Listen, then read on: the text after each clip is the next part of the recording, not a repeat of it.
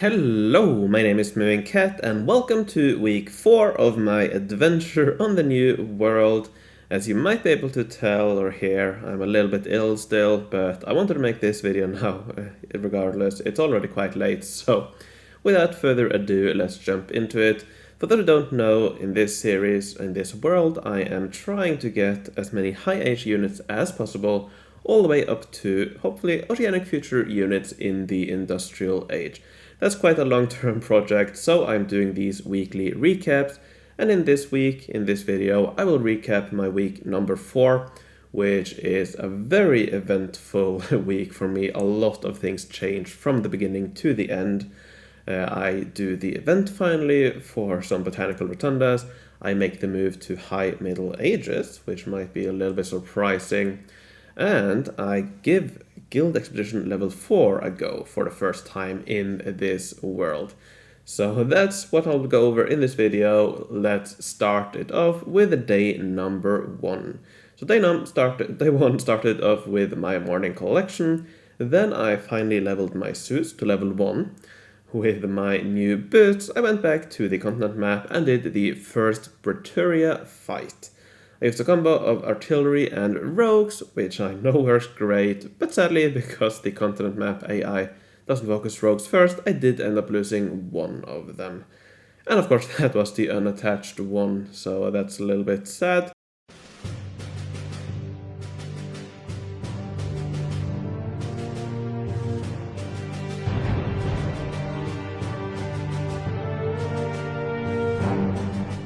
I then decided to negotiate the 3 next sectors of that province, mainly for the daily challenge as well as the 7-day chest.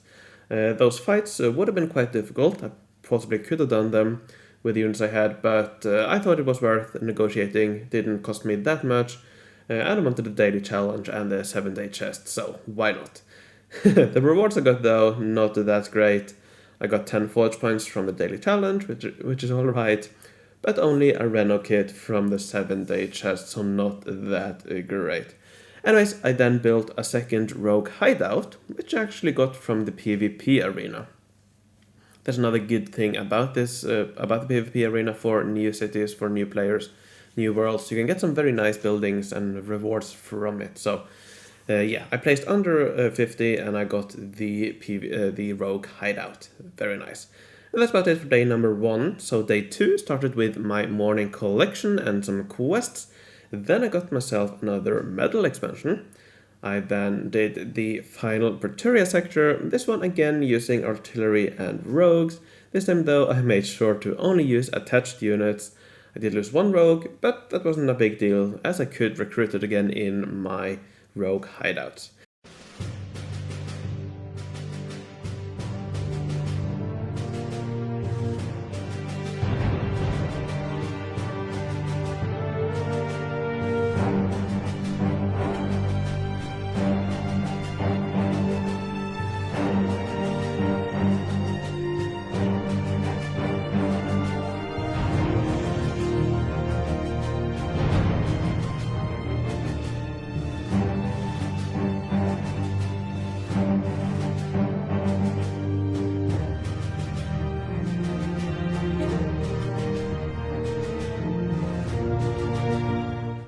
I then went on to make a very big decision. I decided to move to the High Middle Ages.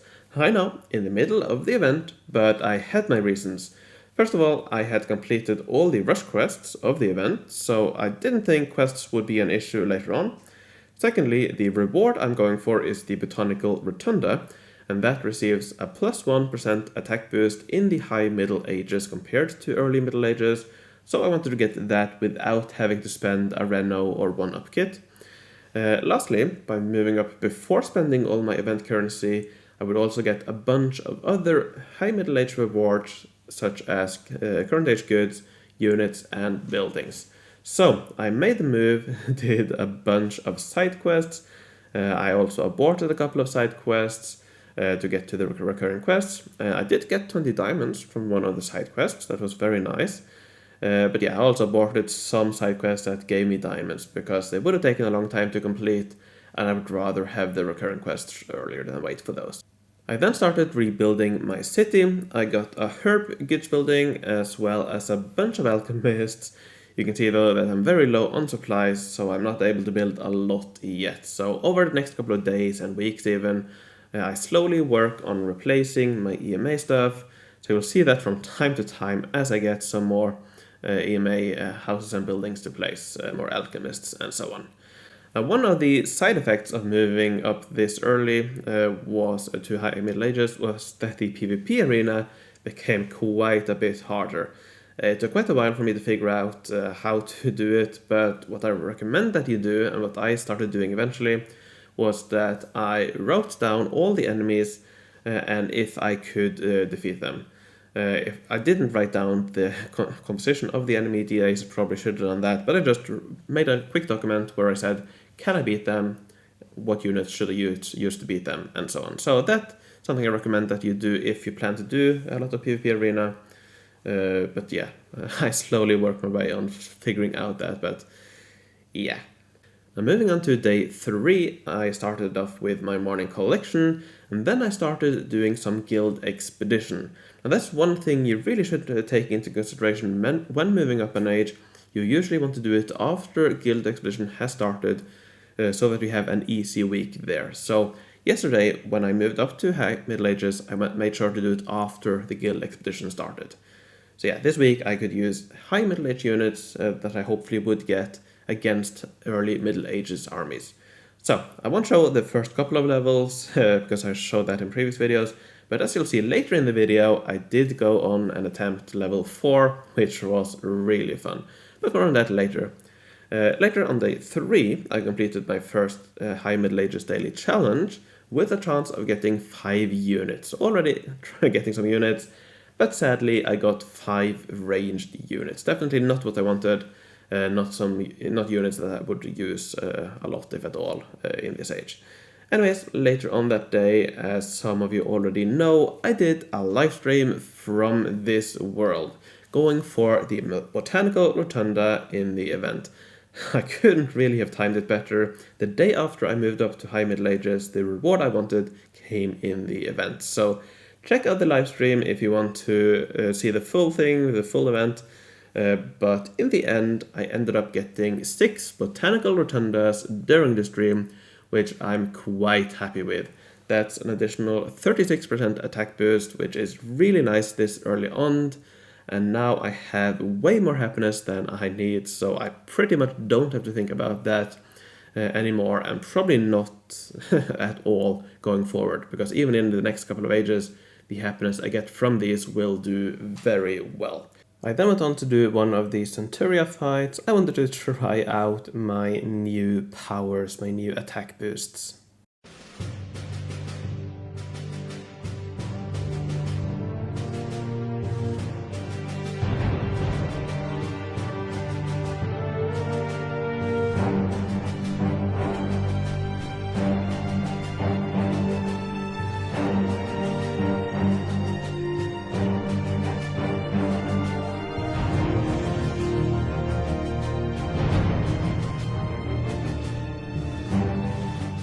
Day 4 started with one more go at the minigame. I got enough event tickets to get one more big tool set before the daily special switched with the new daily quest that I got this day. So I bought that tool set and was able to get one more Botanical Rotunda, so that is 7 in total, 42% attack boost, and again way more happiness than I ever need. So I'm definitely happy with that, a little bit above expected. Now, later in the day, I was able to complete my first round of recurring quests with Alchemists. These are really good for recurrent quests. You only need 2 24-hour productions in them to get one random reward. And I'll be honest, this brings back a lot of nostalgia for me.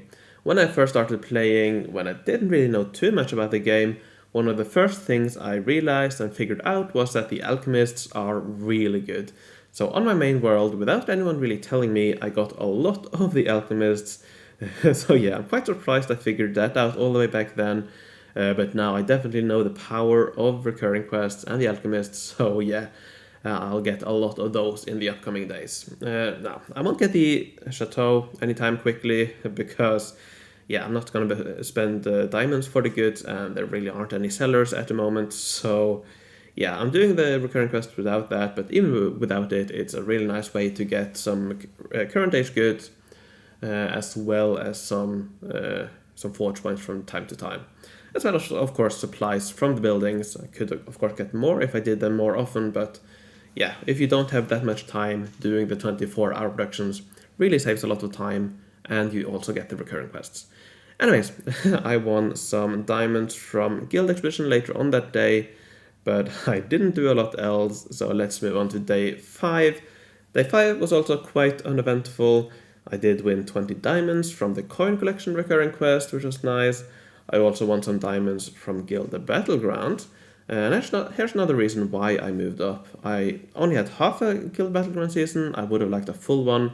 But I did still have quite a few days where I could use high middle-age units against early Middle Ages defenses in the Guild Battlegrounds. So even with my relatively poor attack boosts, I was able to reach a relatively high attrition 19, and I probably could have gone further if I had some more time to find the right fights and so on, but could definitely do more in Guild Expedition than I had before.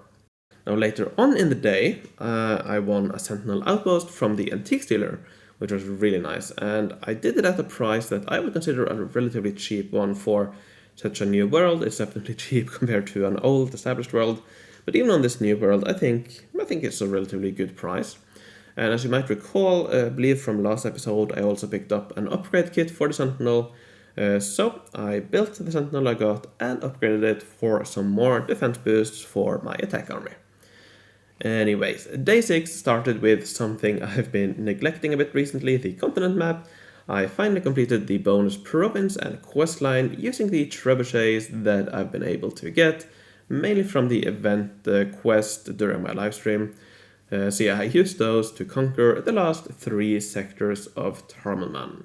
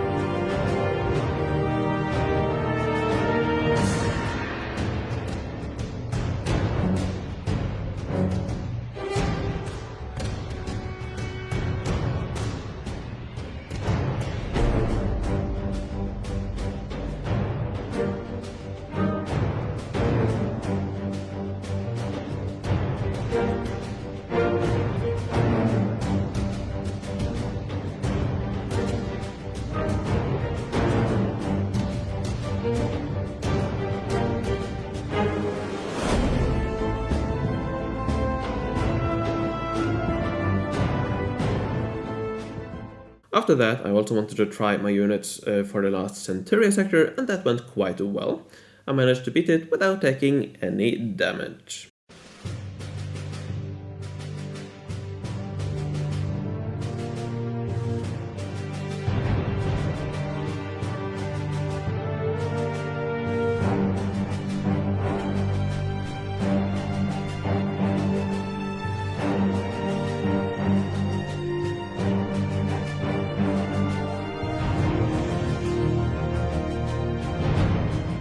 A little bit later I unlocked a technology and didn't really plan on getting the roads I unlocked, but when I checked the side quest on the wiki, it turns out you actually get some diamonds, so I decided to place down the 30 roads for that. Even if I am relatively low on supplies, I wanted those diamonds.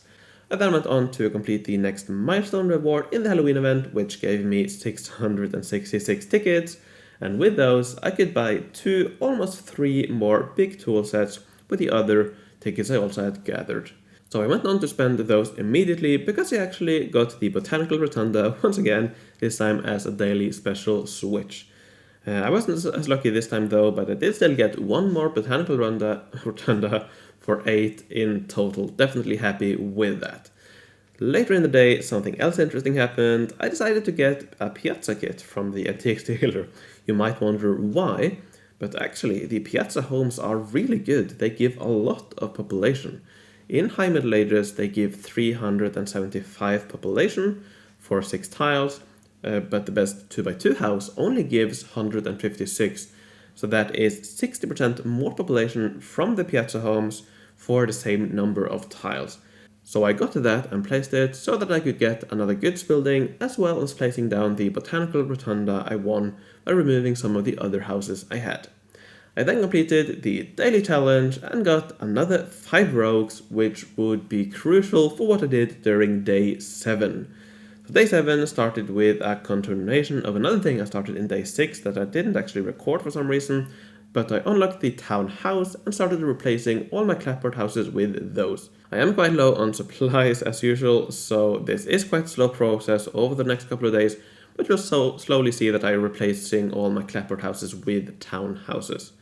Now the more exciting thing I did during day 7 though, is that I completed my very first guild expedition level 4. Because I made the move to HMA after guild expedition started, I was still facing EMA units as I've said, so I decided to go for it. I decided to give Guild Expedition 4 a shot. So what I'll show now for the next couple of minutes is a time-lapse of all the fights plus the 1 negotiation I did.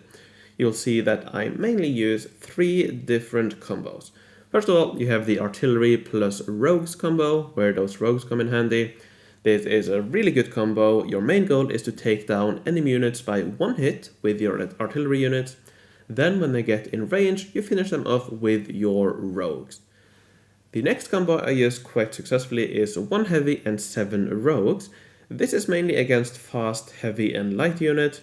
The enemy units hit your rogues first, take some retaliation damage, and because you're so beefy, even if you do take a couple of hits, you'll probably not lose the unit before you can take down the enemy units.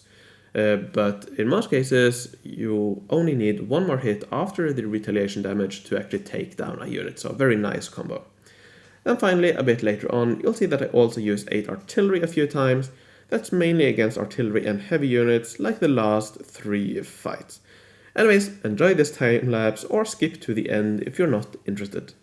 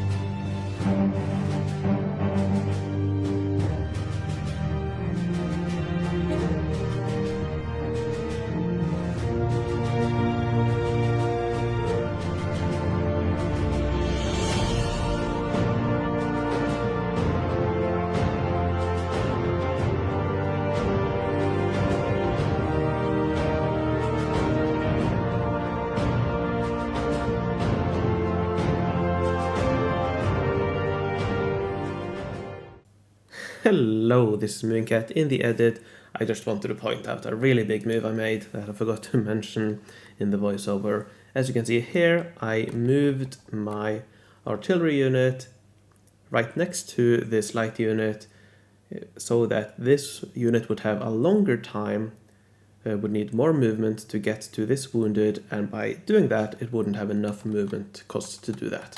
Because right now it can reach my unit, as you can see here. It is able to reach my wounded unit, but because I moved my artillery unit next here, the way around was too long and it could no longer reach this unit. I know, just wanted to point out that I was quite happy with that.